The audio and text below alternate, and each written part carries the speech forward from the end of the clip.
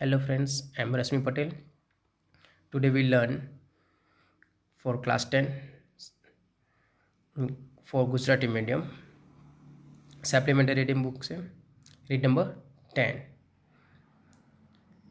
The ultimate companion. Ultimate means Chhevat.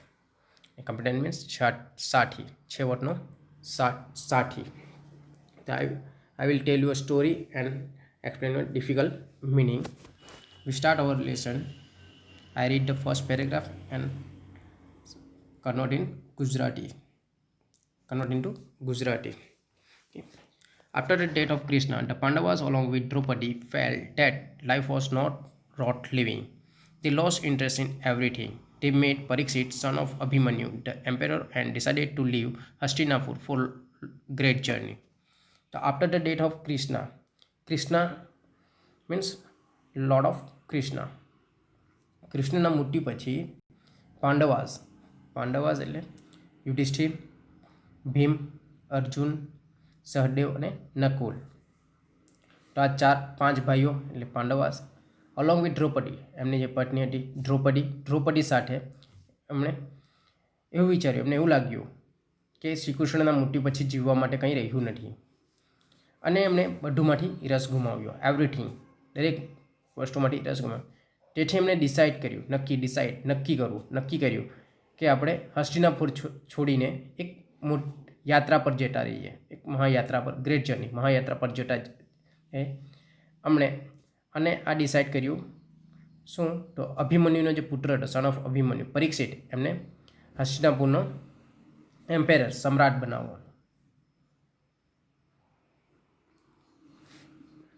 તો શ્રી કૃષ્ણના મૃત્યુ પછી દ્રૌપદી સહિત પાંડવોને લાગ્યું કે જીવા જેવું કંઈ રહ્યું જ નથી અને એમણે દરેક વસ્તુમાંથી એમનો રસ ઉડી ગયો. તેમણે અભિમન્યુના પુત્ર પરીક્ષિતને સમ્રાટ બનાવ્યો અને એમણે નક્કી કર્યું કે હવે હસ્તિનાપુર છોડીને આપણે મહાયાત્રા પર જવાનું છે. Dress in tree barks and deer skin, they stop at the palace where the people of the city bade them farewell, said goodbye. એમણે વસ્ત્રનો ત્યાગ કર્યો અને કેવા વસ્ત્રો પહેર્યા? તો tree bark means rough skin, કે ઝાડોના છાલ. ટ્રી બાર્ક એટલે છાલ, ઝાડોની છાલ.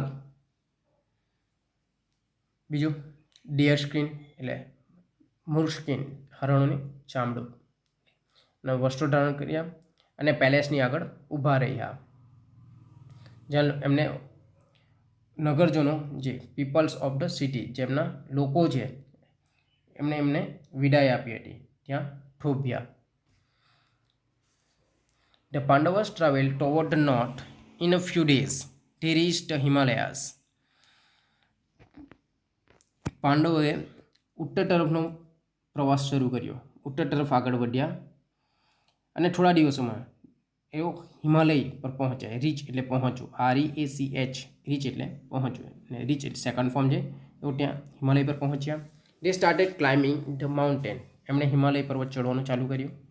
Van they came to the mountain Meru, all of were tired and exhausted.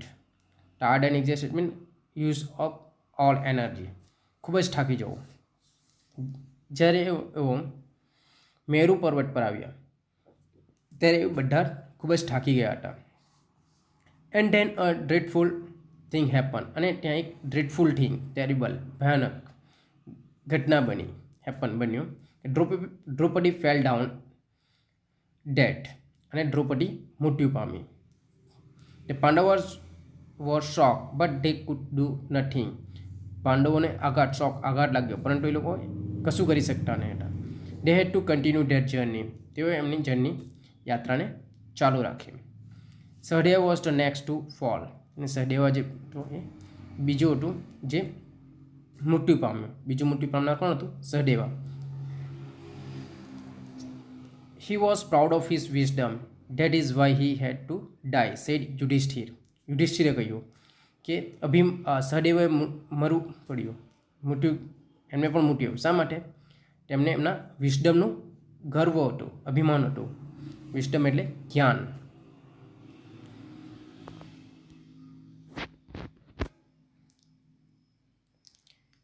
Nakul died next. Yudhishthir told Bhima, Nakul died because he was proud of his beauty.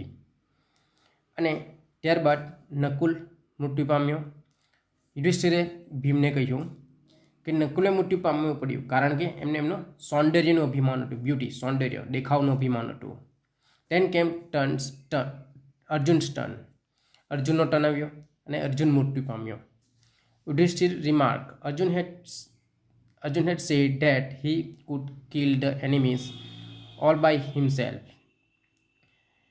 અને યુધિષ્ઠિરનો turn આવ્યો. યુધિષ્ઠિર મૃત્યુ પામ્યો ત્યારે અર્જુન મૃત્યુ પામ્યો ત્યારે યુધિષ્ઠિરે કહ્યું કે અર્જુને મૃત્યુ પામવું પડ્યું કારણ કે એ પણ એવું માનતો હતો કે જે બધા જ દુશ્મનો છે એને હું એકલા હાથે મારી શકું છું. અને એમણે he had install all the great heroes by that remark. અને આ કોમેન્ટ સાથે, રિમાર્ક સાથે એમણે બધા જ મહાન યોદ્ધાઓનું અપમાન કર્યું હતું, ઇન્સલ્ટ કર્યું હતું. That is why he had to die. એટલા માટે અર્જુને મૃત્યુ પામવું પડ્યું. Bhim and Yudhishthir continue walking. Bhim અને યુધિષ્ઠિર એમની યાત્રા ચાલુ રાખી. Bhim was the last to fall. He called out to Yudhishthir, Why should I fall? What have I done? અને નેક્સ્ટ છેલ્લે મૃત્યુ પામનાર કોણ હતા? ભીમ. ભીમ પણ મૃત્યુ પામે છે. તો ભીમ મૃત્યુ પામતી વેળાએ યુધિષ્ઠિરને પૂછે છે કે મેં શા માટે મૃત્યુ પામ્યું છે, મેં શું કર્યું છે?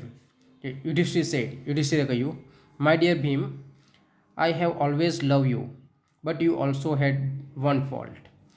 મારા વહાલા ભીમ, હું હંમેશા તને પસંદ કરું છું, કે હંમેશા તને ચાહું છું, પરંતુ તારે પણ એક ભૂલ હતી, ફોલ્ટ હતો.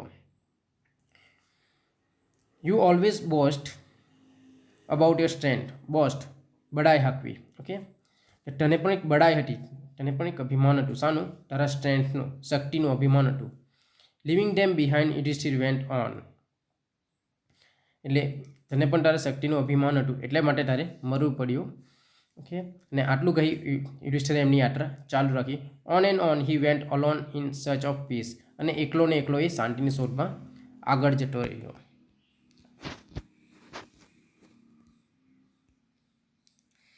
Y does everybody else but Yudhishthir fall and die. શું શા માટે બધા મર્યા હશે? ઓકે, તો યુધિષ્ઠિર સિવાય બીજા દરેક જણ પડીને મરી ગયા. શા માટે? A dog had been following Pandavas since they left Hastinapur. It accompanied them all through the journey. It followed Yudhishthir even when he was left alone. એક કૂતરો જ્યાંથી પાંડવોએ હસ્તિનાપુર છોડ્યું હતું ત્યાંથી એમની પાછળને પાછળ આવી રહ્યો હતો. It accompanied them all through the journey. અને આખી યાત્રા દરમિયાન એક કૂતરો એમની સાથે રહ્યો. It followed Yudhishthir even when he was left alone. It followed Yudhishthir એકલો રહી ગયો હતો, ઓકે, તો પણ એમની સાથે જ આગળ આવી રહ્યો હતો, ચાલતો રહ્યો. Yudhishthir continue to climb up the mountain પટ. When he was at the end of his journey, he saw a strange light all around him. યુધિષ્ઠિરે પર્વત ચડવાનું ચાલુ રાખ્યું. જ્યારે એમની યાત્રા પૂર્ણ થવા આવી ત્યારે એમણે એક સ્ટ્રેન્જ લાઇટ, એક વિચિત્ર પ્રકાશ જોયો. He recognise Indra. એમણે ઇન્દ્રને ઓળખી નાખ્યો. The king of gods. દેવોનો રાજા ઇન્દ્રને ઓળખી નાખ્યા. Coming toward him in his chariot. Chariot એટલે રથ. એમના રથમાં આગળ એમની તરફ આવી રહ્યા. ટોવર્ડની તરફ આવવું. ઓકે, યુધિષ્ઠિર તરફ આવી રહ્યા હતા. When he came close, Indra stepped down from the chariot and said, get into chariot Yudhishthir. જ્યારે ભગવાન ઇન્દ્ર યુધિષ્ઠિરની નજીક આવે છે ત્યારે એમના ચેરિયટમાંથી ઉતરે છે અને યુધિષ્ઠિરને કહે છે, ચાલો તમે રથમાં બેસી જાઓ. I have come here to take you to heaven. મેં તમને સ્વર્ગમાં લઈ જવા માટે આવ્યો છું. But Yudhishthir refuse to do so because he did not want to go to heaven without his brothers and Draupadi. Okay, પરંતુ યુધિષ્ઠિરે એમનો આ પ્રસ્તાવને નકારી કાઢ્યો, રિફ્યુઝ કર્યો. કારણ કે હું મારા ભાઈઓ અને દ્રૌપદી વગર હું સ્વર્ગમાં આવવા ઈચ્છતો નથી. ધેરફોર હી સેડ, તેથી તેમણે કહ્યું, if they all do not come with me I will not go with you. જો તેઓ મારી સાથે ન આવે તો હું પણ તમારી સાથે નહીં આવું. ઇફ જો તો, ઓકે.